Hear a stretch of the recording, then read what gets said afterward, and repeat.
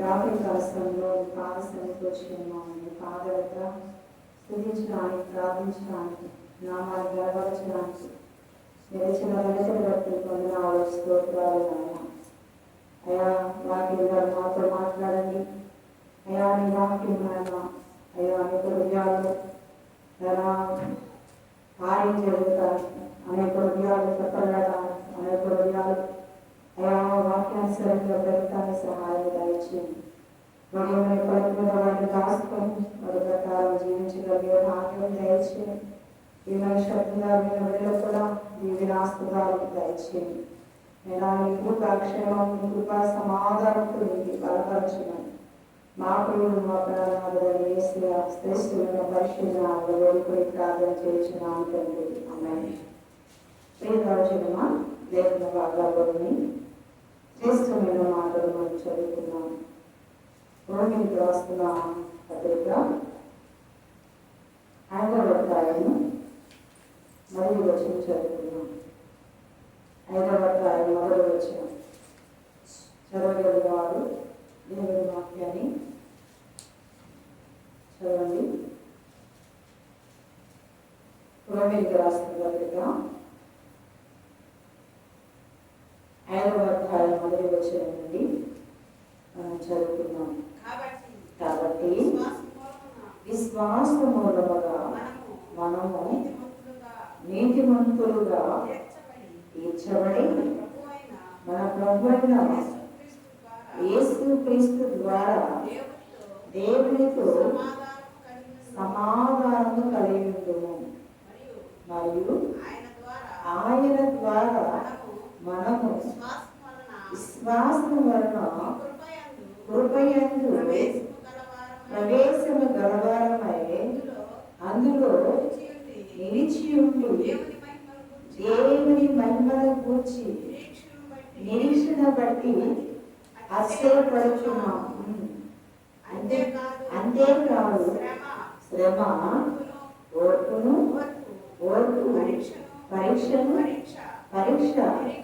నిరీక్షణ కలుగు చేయనని ఎరిగి శ్రమణ యందు అతిశయపడుచున్నాము. చదువు ఇలా మనం చదువుకున్న వాక్య భాగంలో చాలా దీవెనకరమైన శ్రేష్టమైన మాటలు రాయబడి ఉన్నాయి. ఆ మాటలు ఒకసారి మనం ధ్యానం చేసుకున్నాం. చూడండి. కాబట్టి విశ్వాసములుగా మన నీతిమంతులుగా తీర్చబడి మనం ప్రభువైన యేసుక్రీస్తుతో కూడా దేవుని సమాధానము కలిగి ఉంటాం. ఒకసారి లేఖన భాగాలు ఉన్న అమూల్యతను మనం గమనించినట్లయితే శ్రేష్టమైన జుంటితేన దారుల కన్నా మాధుర్యమైన మకరందంతో కూడిన మాటలు మనం ఒకసారి ఆలోచన చేసినట్లయితే వీరంటాడు విశ్వాసములుగా మనం నీతిమంతులుగా తీర్చబడ్డాం. విశ్వాసము లేకుండా దేవునికి ఇష్టలుగా అసాధ్యం. విశ్వాసము లేకుండా మరి ఎన్ని ప్రార్థనలు చేసినా అది వ్యర్థం. దేవుని వాక్యం తెలియజేస్తుందంటే విశ్వాసములుగా మనం నీతిమంతులుగా తీర్చబడ్డాం. ప్రజమా మన నీతి మన స్వనీతిని మనం ఆధారం చేసుకుంటే దేవుని వాక్యం తెలియజేస్తుంది ఏంటంటే మీ నీతి ఎలాంటిదంటే మురికి గుడ్డ లాంటిదని దేవుని వాక్యం తెలియజేస్తుంది. మనం ఎలా ఉండాలి, ఏ రీతిగా ఉండాలో దేవుని వాక్యం తెలియజేస్తుంది ఏంటంటే మన విశ్వాసము ద్వారా నీతిమంతులుగా తీర్చబడ్డాం. నీతిమంతులుగా తీర్చబడిన మన జీవితంలో చాలా అద్భుతమైన మాట, మన ప్రభువైన యేసుక్రీస్తు ద్వారా సమాధానము కలిగి ఉండుము. ఒకటి ఏంటంటే దేవుని యందు విశ్వాసం ఉంచుట వలన మన నీతిమంతులుగా తీర్చబడిన మన జీవితాల్లో క్రీస్తు యేసు ద్వారా మనము సమాధానము కలిగి ఉండుము. మరియు ఆయన ద్వారా విశ్వాసం వలన కృపయందు ప్రవేశము గలవారమై అందులో ప్రవేశించుడే దేవుని వాక్యం తెలియజేస్తుంది. ఒకసారి లేఖన భాగాలు మనం చూస్తున్నట్లయితే ఇక్కడ చాలా అద్భుతమైన మాట మనం చూస్తాం. అంతేకాదు శ్రమ ఓర్పును, ఓర్పు పరీక్ష నిరీక్షణ కలుగు చేయనని ఎరిగి శ్రమల యందు అతిశయపడదము. ఎందుకనగా ఈ నిరీక్షణ మనల్ని సిగ్గుపరచదు. కింద వచ్చినట్టాడు, మనకు అనుగ్రహించబడిన కృప ద్వారా దేవుని పరిశుద్ధాత్మ ద్వారా మనము దేవుని ప్రేమలో నిలిచి ఉందుము. ఇక్కడ మనం చదువుకున్న వాక్య భాగంలో 3 భాగాలు మనం చూస్తాం. ఒకటి విశ్వాసము, రెండోది సమాధానము, మూడోది కృప. ఈ 3 భాగాలు మనం చూస్తున్నట్లయితే ఈ 3 అనుభూతిని మనం కలిగి ఉంటే, ఈ 3 మనం సంపాదించుకోగలిగితే, ఈ విశ్వాసము, ఈ సమాధానము, ఈ కృపను మనం ప్రవేశించగలవారమై ఉన్నట్లయితే ఇక్కడ అంటాడు, అంతేకాదు శ్రమ ఓర్పును, ఓర్పు నిరీక్ష పరీక్షను పుట్టించిన నెరిగి శ్రమల యందు కూడా అతిశయపడదు. ఏముండాలి మనలో? విశ్వాసం ఉండాలి, రెండోది సమాధానం ఉండాలి, మూడోది కృపను పొందుకునేవాడు. ఈ 3 ఎక్కడి నుండి వస్తుంది అని దేవుని వాక్యం తెలియజేస్తుందంటే చాలా అమూల్యమైన మాట అంటాడు. 5వ వచనం అంటాడు, మనకు అనుగ్రహించబడిన కృప ద్వారా పరిశుద్ధాత్మ ద్వారా మనము వీటిని మనం సంపాదించుకోవాలి. మన జీవితాల్లో మనం ఏమి కలిగి ఉన్నాం, మనం ఎలా ఉండే వారిగా ఉన్నామని ఒకసారి వాక్యపు లేఖనం తెలియజేస్తుంది. ఏంటంటే ఇక్కడ పరిశుద్ధాత్మను కలిగి ఉన్నాం. పరిశుద్ధాత్మ ద్వారా మరి వీటిని మనం సంపాదించుకోగలుగుతాం. పరిశుద్ధాత్మ ద్వారా వీటిని మనం కలిగి ఉన్నప్పుడు మనము శ్రమైనా, లేకపోతే శోధనైనా, లేకపోతే ఇంకా కష్టమైన ఎలాంటి పరిస్థితి అయినప్పుడే కూడా మనము శ్రమల్లో అతిశయపడతామని దేవుని వాక్యము తెలియజేస్తుంది. నా ప్రియ సోదరి, నా ప్రియ సోదరుడా, దేవుని వాక్యం నీతోనే మాట్లాడుచుంది. నీలో ఎలా ఉన్నావు నీ ఆత్మీయ జీవితంలో? దేవుని మందిరానికి వస్తున్నావు, దేవుని సన్నిధిలో ఉంటున్నావు, దేవుని ప్రతినిధిగా జీవిస్తున్న నీ జీవితంలో విశ్వాసం ఉందా? విశ్వాసం వల్ల నీతిమంతులుగా తీర్చిపడతారని దేవుని వాక్యం తెలియజేస్తుంది. రెండవది సమాధానం ఉందా? సమాధానం కర్తైన దేవుడు మీ మధ్య ఉంటే మీలో ఉన్నవాడు గొప్పవాడు కనుక సమాధానం కలిగి ఉందమన్నాడు. మూడవది అంటాడు కృపను గురించి చాలా దీవెనకరమైన మాటలు మనకు తెలియజేస్తున్నాం. ఈ 3ని మనం కలిగి ఉన్నప్పుడు పరిశుద్ధ ఆత్మదేవుడు మనలో నుండి కార్యము జరిగిస్తారు. మనలో నుండి కార్యం జరిగించాలంటే ఈ 3ని మనం అనుసంధానమై వాటిని మనము ఎక్కువ శాతం ఎక్కువ అనుభూతిలోకి మనం రావాలి. పరిశుద్ధాత్మలోనికి మనం తీసుకురావాలి. ఇక్కడ జ్ఞాపకం చేసుకుంటే అంతేకాదు శ్రమలు వస్తాయి, బాధలు వస్తాయి, బలహీనతలు వస్తాయి, రోగాలు వస్తాయి, సమస్యలు వస్తాయి, అప్పులు, బాధలు, ఆర్థిక ఇబ్బందులు అనేక వచ్చినప్పుడు కూడా వాటిలో కూడా మనం అతిశయపడతాము. ఎప్పుడు కలిగి అతిశయపడతాము? ఎప్పుడు ఈ అతిశయం మనకు వస్తుందంటే పరిశుద్ధాత్మ ఆ దేవుని ప్రేమ మనలో కుమ్మరింపబడ్డాము. దేవుడు మనలో ఉన్నప్పుడు పరిశుద్ధాత్మ దేవుడు వీటన్నిటిని తట్టుకుని తాడుకుని వెంటనే జయించే శక్తిని, ఆత్మవిశ్వాసాన్ని మనకి ఇస్తాడు. మనకి ఇవ్వాలంటే మనము విశ్వాసం కలిగి ఉండాలి, రెండోది సమాధానం కలిగి ఉండాలి, మూడోది కృపను కలిగి ఉండాలి.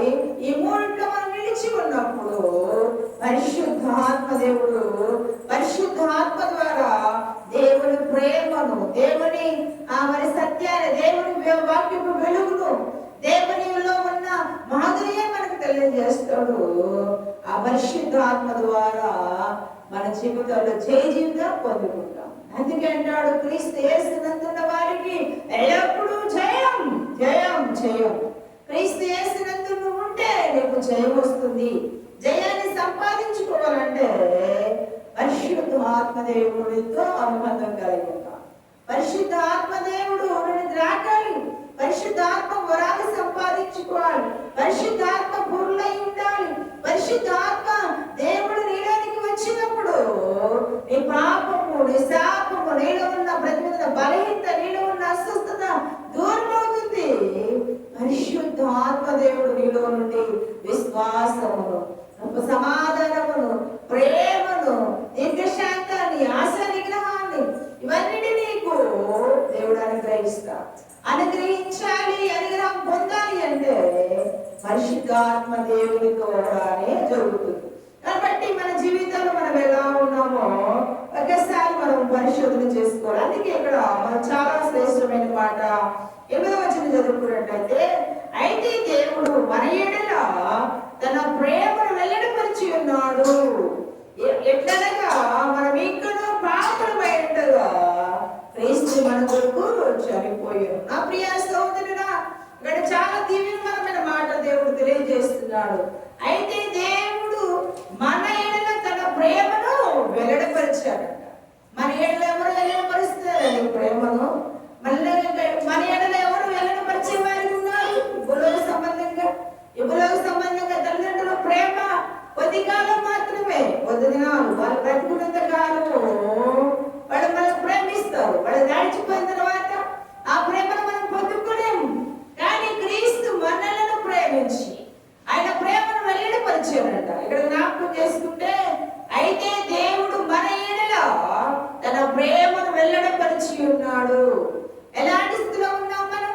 ఇంకనూ పాపులుగా ఉన్నప్పుడు కూడా ఆయన మన కొరకు తన ప్రాణమును దానముగా పెట్టడానికి కారణం నిన్ను ప్రేమించి నీ రోత బాబా మరి నా జీవితం తొలగించడానికే నీ కొరకు దిగి వచ్చిన యేసయ్యకు ఎలా ఉండాలంటే విశ్వాసం కలిగి ఉండాలి.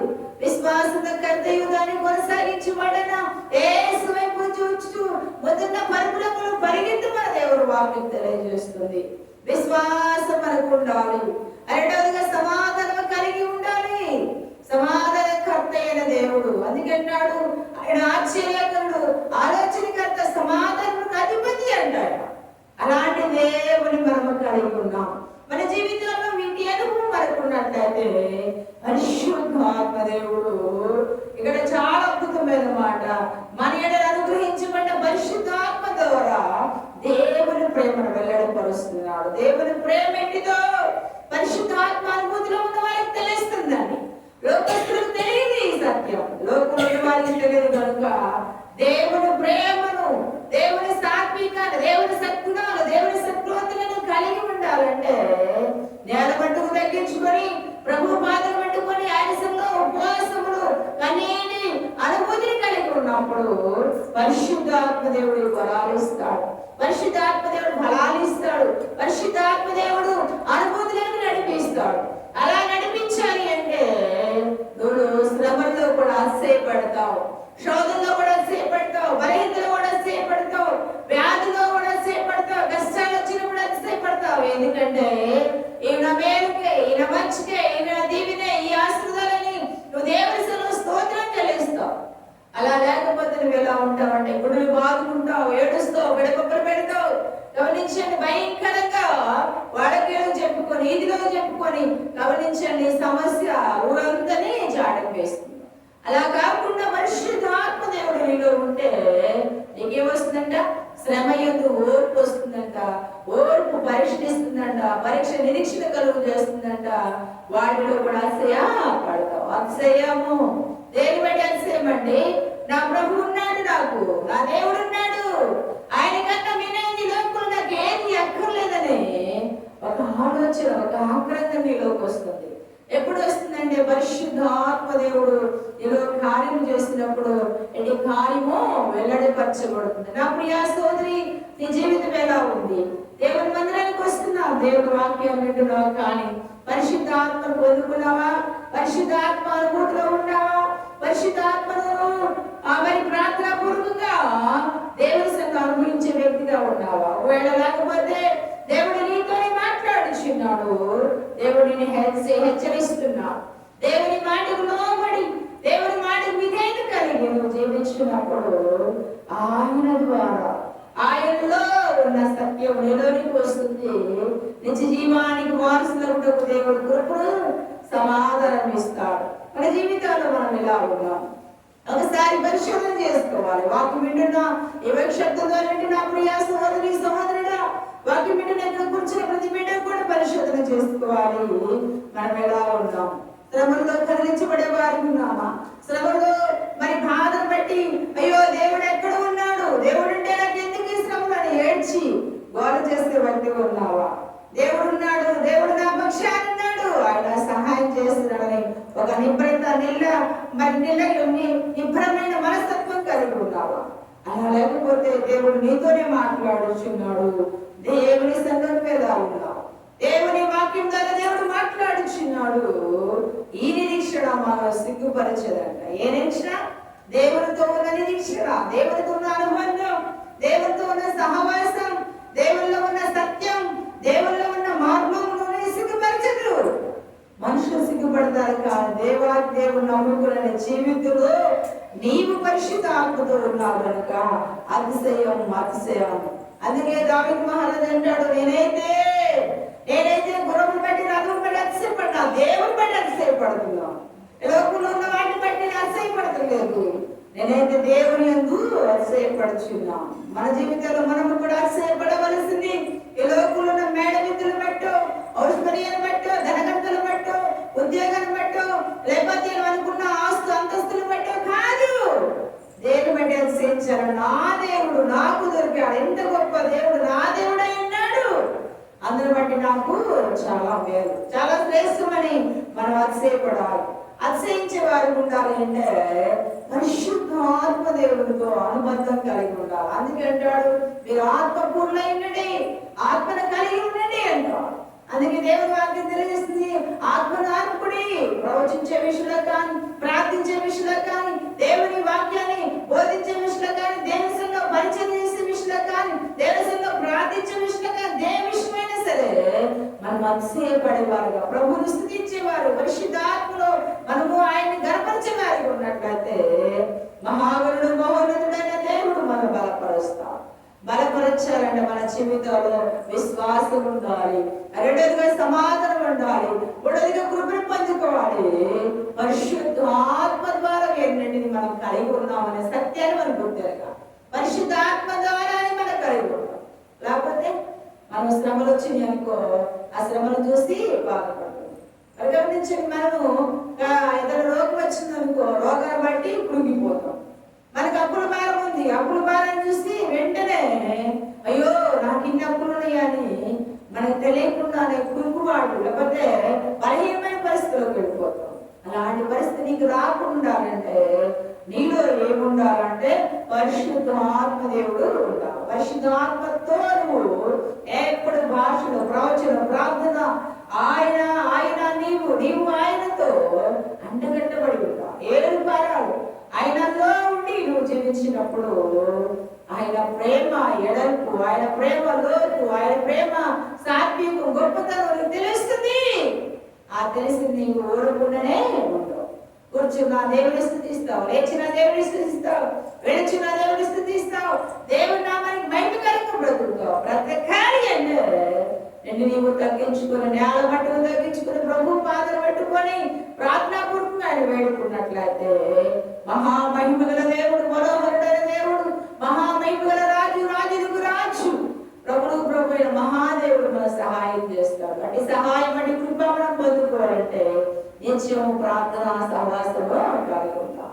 మన జీవితం ఆయనతో అంటగట్టబడి ఆయనలో ఏర్పడినట్లయితే మనం ధన్యకరంగా, దీవెనకరంగా ఉంటాం, ఆశీర్వాదకరంగా ఉంటాం. అంటే కృపాటి సమాధానం మనం కలిగి ఉండాలని ప్రభువైన యేసు నామములో తెలియజేస్తూ ఇదే భాగాలు దేవుడు దీవించి ఆశీర్వదించును గాక. ఆమేన్.